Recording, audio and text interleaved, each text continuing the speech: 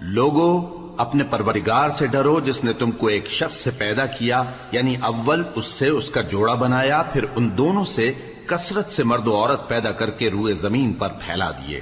اور اللہ سے ڈرو جس کے واسطے سے تم ایک دوسرے سے حقوق کا مطالبہ کرتے ہو، اور قطع رحمی سے بچو۔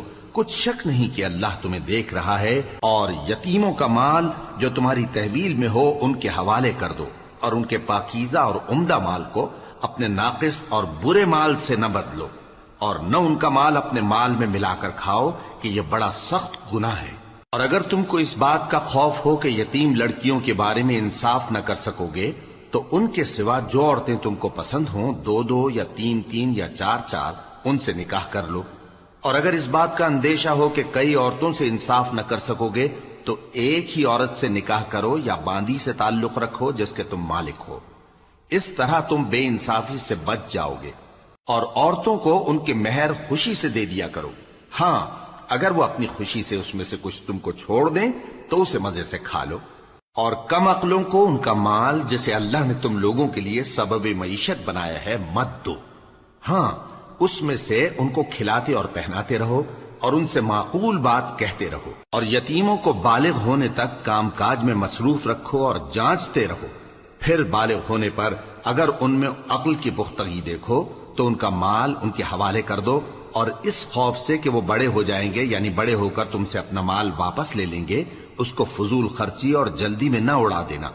اور جو شخص آسودہ حال ہو اس کو ایسے مال سے قطعی طور پر پرہیز رکھنا چاہیے، اور جو ضرورت مند ہو وہ مناسب طور پر یعنی بقدر خدمت کچھ لے لے۔ اور جب ان کا مال ان کے حوالے کرنے لگو تو گواہ کر لیا کرو، اور حقیقت میں تو اللہ ہی گواہ اور حساب لینے والا کافی ہے۔ جو مال ماں باپ اور رشتہ دار چھوڑ مریں، تھوڑا ہو یا بہت، اس میں مردوں کا بھی حصہ ہے اور عورتوں کا بھی۔ یہ حصے اللہ کے مقرر کیے ہوئے ہیں۔